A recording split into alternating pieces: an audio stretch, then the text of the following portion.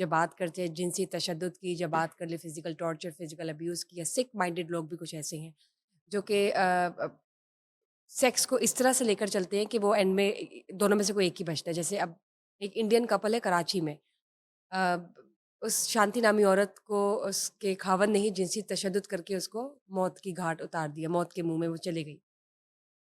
अगर किसी लड़की के साथ कोई ऐसा वाक़या होता है या घरों में कोई मैरिड कपल के दरमियान ऐसा कोई रिलेशन चल रहा है जो कि टॉर्चर की हद तक जाता है, तो लड़की अपने आप को किस तरह से रख सकती है बचाकर, या किस तरह से अगर उसके साथ कुछ हो जाए, तो लड़की अपने आप को कैसे मतलब सर्वाइव करे वो, या वो क्या करे कि वो उसका ज़्यादा उसका नुकसान ना हो कि वो मर ही जाए?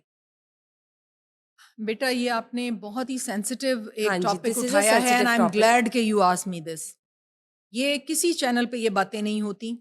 बेटे, एज अ गायनेकोलॉजिस्ट मैं बहुत यंग थी जब मैं असिस्टेंट प्रोफेसर ऑफ गायनी बन गई थी, जी, और उस वक्त से मैं पब्लिक सेक्टर में हूँ, मैं पब्लिक हॉस्पिटल्स में ऑपरेट करती रही हूँ।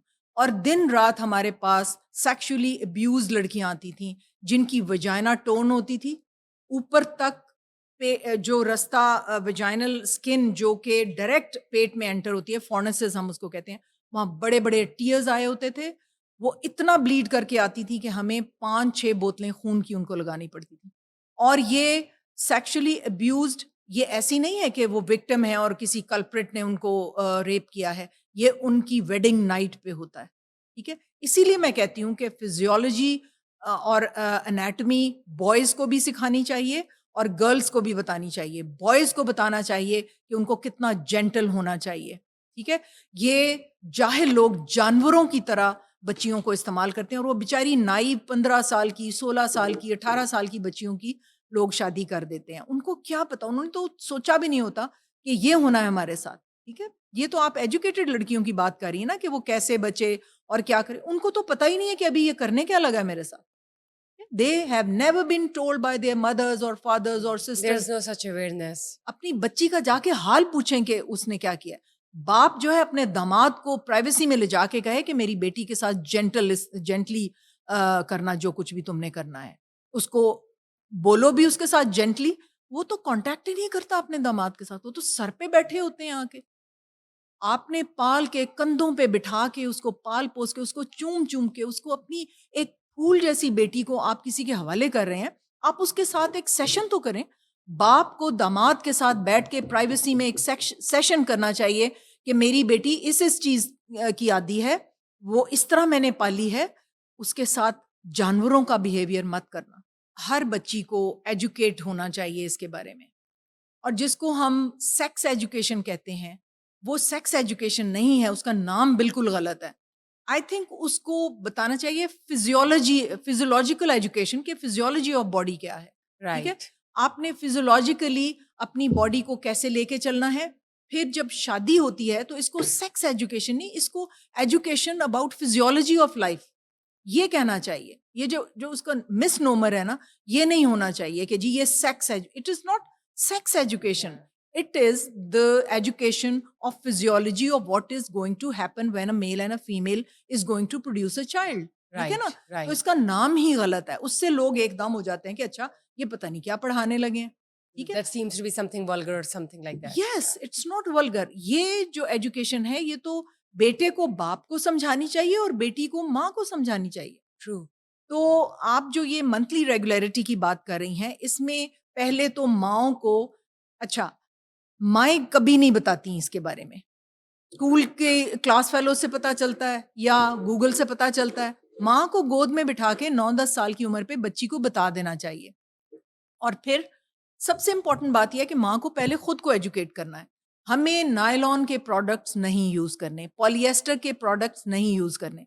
अब जितने भी प्रोडक्ट्स आ रहे हैं इस मंथली रेगुलरिटी में जो यूज़ किए जाते हैं, वो ज़्यादातर पॉलिएस्टर है। उसके अंदर जो रुई है वो भी पॉलिएस्टर है। तो एक बात मैं इधर भी करूँगी कि आजकल बच्चों को जो पैम्पर्स लगाए जाते हैं, दैट इज़ ऑल प्लास्टिक और Oh. It is entering their body. तो ये शुरू से ही प्लास्टिक्स पे डाल दिया है सो उनको, पर ठीक बच्चों है? के लिए जो पैम्पर्स है, उसकी जगह आप क्या कपड़े का इस्तेमाल करें या खुद से बिल्कुल, बनाएँ? देखिए मेरी बेबी बेटी पैड्स।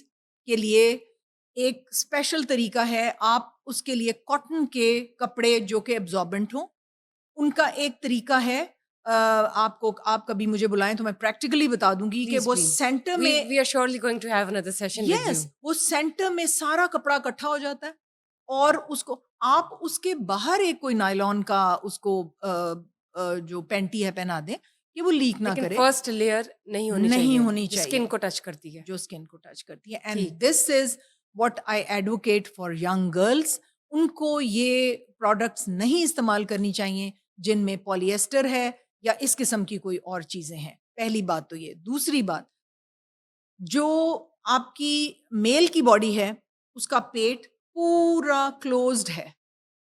आपके लिए भी ये एक नई न्यूज़ होगी कि हमारा जो एब्डोमेन है, it is open through vagina, through uterus, tubes, और ट्यूब्स में सुराख है और नीचे से जर्म्स वो हमारे पेट में ट्रेवल कर सकते हैं। तो प्लीज़ मैं बच्चियों को ये कहूँगी कि साफ कपड़ा लें।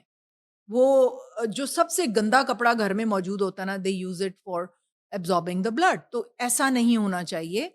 वॉश करके जर्म कपड़े का फ्री। जर्म फ्री, बिल्कुल जर्म फ्री आप जो है वो यूज़ करें और बेशक उसको दोबारा धो के सुखा लें, या अगर आप अफ़ोर्ड नहीं कर सकते तो this is the healthiest form के कॉटन इस्तेमाल करें और उसको वॉश कर लें फिर से। उसमें कोई डिफेक्ट नहीं है, उसके नॉर्मल बच्चे कंसीव हुए हैं, उसने नॉर्मल तरीके से बच्चे पैदा किए हैं, नाइस ठीक है? नाइस। तो इन जीती बच्चों जात में की एग्जांपल है। जी, लुई बिल्कुल। ब्राउन के नॉर्मल डिलीवर हुए ना हैं और she is normally conceive. 47। She is 47, UK में वो रहती है और वहाँ पे उसकी अम्मी फौत हो गई हैं, लेस्ली ब्राउन, जो कि सबसे पहली आईवीएफ मदर थी। लेकिन नाइस। वो ज़िंदा हैं, उसके 4 या 3 बच्चे उसने नॉर्मली कंसीव। जो शाहरुख खान है उनका जो तीसरा बेटा है, I think he is also a test tube baby. Okay, या तो वो जेंडर सिलेक्शन करना चाहते होंगे कि एक बेटा ही अब आ जाए, ऐसा भी या हो सकता है। कुछ, हाँ, बिल्कुल ऐसे हो सकता है। और आईवीएफ का एक सबसे बड़ा फ़ायदा ये है कि आपके जो मरूसी डिज़ीज़ेज़ होती हैं, जो बीमारियाँ होती हैं, हम जब मरूला की स्टेज पे वो पहुँचता है और उसके बाद ब्लास्टोसिस्ट बनता है, यानी इनर सेल मैस, बच्चे का हिस्सा अलग हो जाता है और प्लेसेंटल टिश्यू अलग हो जाता है, तो हम प्लेसेंटल जिसमें से प्लेसेंटा बनना है, हम उसमें से टीज़ करके लेज़र के साथ एक सेल उतार लेते हैं और उसको हम कहते हैं बायोप्सी। बायोप्सी फिर हम लैब में चेक करवाते हैं, उसमें हमें पता चल जाता है ये बेटा है कि बेटी है, उसमें कोई मरूसी बीमारियाँ, हम 21 बीमारियाँ चेक कर सकते हैं उसमें। और वो मरूसी बीमारियाँ चेक करके, जैसे ट्राइसोमी है, ये जैसे जिसको हम मंगोलिज़्म कहते हैं, बहुत सी डिज़ीज़ेज़ जो हैं वो उसमें डायग्नोज़ हो सकती हैं। ठीक, जबरदस्त। ये किसी चैनल पे ये बातें नहीं होती। ये आपने बहुत ही सेंसिटिव एक हाँ जी, टॉपिक दिस इज अ उठाया है and sensitive I am topic. Glad कि यू आस्क्ड मी दिस।